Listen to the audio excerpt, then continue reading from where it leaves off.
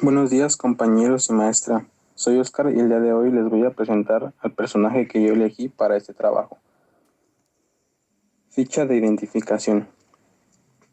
Nombre: Hothchan Bhawani Gurumukh Charles Sobhraj, alias la Serpiente, debido a sus tácticas constantes de evasión, o el asesino del bikini, debido al atuendo de algunas de sus víctimas. Fecha de nacimiento: 6 de abril de 1944, Saigon, Vietnam. Escolaridad desconocida.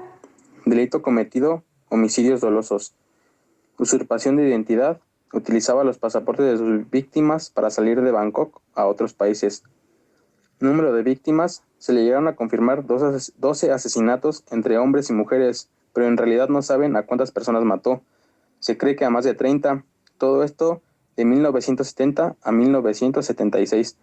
Lugar de comisión del delito: en Bangkok fue uno de los lugares donde Charles tuvo más víctimas, pero también en Nepal. Fecha de actividad criminal: Charles eligió como su primer víctima a Teresa Knowlton, una turista estadounidense que conoció y se ofreció a hacerle de guía. Fue encontrada ahogada en el Golfo de Tailandia en 1975. Fecha de detención: en Nueva Delhi en 1976. El motivo fue que intentó robar a un grupo de 60 estudiantes franceses. Fue condenado a 12 años de prisión por intento de robo y recluido en la prisión de Thiers. 2 años antes que se fuera liberado, tras cumplir su sentencia, Sobhraj escapó para ser capturado intencionalmente. El motivo por el que extendió su condena fue para evitar la pena de muerte en Tailandia, donde le buscaban por los asesinatos. Después de esto, escapó y fue detenido en Nepal en octubre de 2003, ya que Nepal es uno de los pocos países en los que todavía tenía una orden de detención pendiente. 13 meses después, un tribunal nepalí lo condenó a cadena perpetua. Recibió esta condena por el asesinato de Connie Brochnik, una mochilera estadounidense a la que había matado antes en Nepal. En 2014, Sobhraj tuvo que comparecer una segunda vez. Una vez más, fue declarado culpable. Sentencia: cumple su condena de cadena perpetua en una cárcel de Katmandú, pues que a fecha de agosto del 2021 aún no ha salido de prisión. Perfil de las víctimas. El perfil de las víctimas de Charles eran principalmente viajeros extranjeros, mejor conocidos como mochileros, jóvenes hippies entusiasmados que salían de sus casas para vivir un sueño. Modus operandi. Charles identificaba a jóvenes turistas y ganaba su confianza de la mejor manera que él creía en ese momento. En ocasiones solo llegaba, se presentaba, se quedaba a platicar y así se hacía amigo de los turistas. También se presentaba como joyero. En realidad sí vendía joyas, pero las traficaba por otros países. Y a los turistas les ofrecía joyas a un precio menor. Y una vez platicando con ellos y que ya se ganó la confianza de los turistas, los invitaba a su casa con alberca para que se ahorraran lo del hotel. Y por esta razón los jóvenes aceptaban. Una vez en su casa los recibía con una bebida previamente preparada con alguna droga. Después de días la droga empezaba a hacer efecto y las reacciones de los jóvenes eran temperatura, cansancio y vómito. Charles hacía que se tomaran un medicamento que él mismo preparaba con veneno. En menos de una semana ya se quedaban todo el día en sus camas con muchos malestares. Charles revisaba sus pertenencias para ver cuánto dinero tenían y para robar sus pasaportes que después usaría para viajar con el nombre de la víctima. Si los turistas tenían suficiente dinero, Charles les ofrecía comprar sus joyas y que las vendieran 10 veces más en sus países. Ese era su negocio. Si los turistas se negaban, era su muerte segura. Los asesinaba de diferentes maneras. A su primer víctima la arrojó al mar drogada. Días después los pescadores de la zona encontraron su cuerpo. A otros los golpeaba hasta la muerte y los aventaba en el cerro. Hubo a quienes los quemó vivos. Los mataba para hacer creer a las autoridades que eran accidentes de turistas drogadictos. Antecedentes familiares. Hijo de un comerciante indio que le negó la paternidad, Sobhraj Kanchar Bhavani, y su madre, una de sus empleadas vietnamita, Tran Loang Pun. El rechazo de su padre lo marcó y le causó resentimiento y odio. Cito alguna de sus palabras: haré que te arrepientas de haber faltado a tu deber como padre, escribió Sobhraj en su diario. Charles obtuvo la nacionalidad francesa tras la separación de sus padres. Su madre se casó con un militar francés y se instaló en Marsella, en el sur de Francia. Se casó en Francia con una joven llamada Chantal Companóc, con quien tuvo a su primera y única hija. Una vez casados, Charles seguía teniendo problemas con la ley, por lo que salieron huyendo a la India. En este país no fue diferente, ya que Charles seguía cometiendo crímenes y pisando la cárcel varias veces. Su esposa se cansó de esto y decidió dejarlo, regresando a Francia junto con su hija. Tipología de la familia criminógena. Familia desordenada. Una alteración profunda en su estructura y pérdida de todas las características esenciales de una familia. Familia carencial.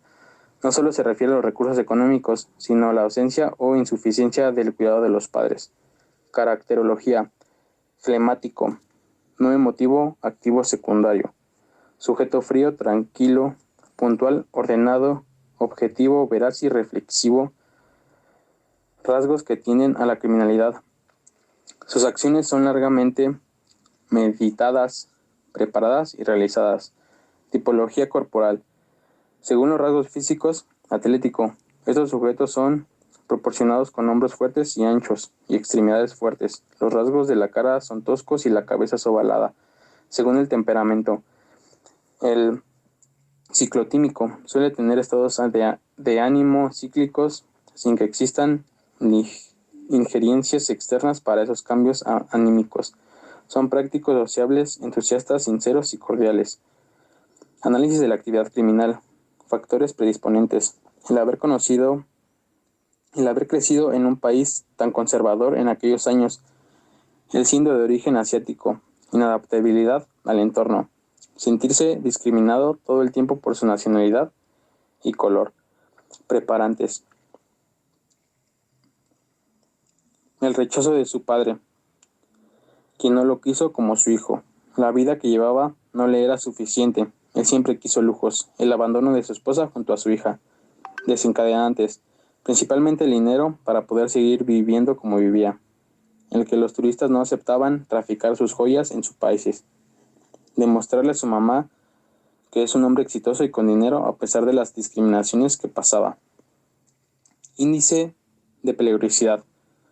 Aquí yo me apoyé en la tabla del libro de Rodríguez Manzanera y lo clasifiqué en el número 5, que es endocriminal preponderante, que su peligrosidad es máxima, su reincidencia es probable, su tratamiento integral e institución alta seguridad. Diagnóstico tentativo. Trastorno de la personalidad antisocial. En el DSM-5, los individuos con TP antisocial ignoran y violan de forma crónica los derechos de otras personas, no pueden adaptarse a las normas de la sociedad o deciden no hacerlo. Algunos son emprendedores y artífices de la estafa, otros con franqueza son rufianes sin gracia. Aunque algunos de estos individuos pueden parecer encantadores a la superficie, muchos son agresivos y tienden a la irritabilidad. Pueden referir sentimientos de culpa, pero no parecen sentir remordimiento genuino por su comportamiento. Tratamiento. Según el DSM-5, este trastorno no tiene tratamiento efectivo conocido por lo grave que es.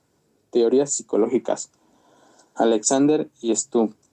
Para estos autores, todo hombre es innatamente un criminal, es decir, un inadaptado. Conserva en su plenitud esta tendencia.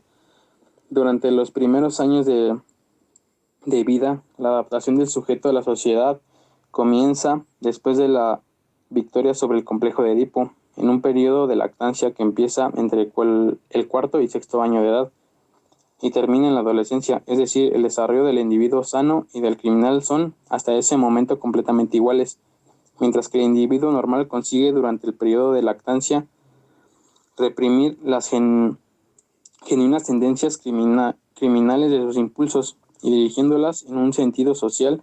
El criminal fracasa en esta adaptación, es decir, que el criminal transforma en acciones sus instintos inadaptados a la sociedad. Sigmund Freud. Freud también habla de los delincuentes adultos que cometen delitos sin sentimientos de culpa. Estas personas no han desarrollado inhibiciones morales o creen justificada su conducta por su lucha contra la sociedad.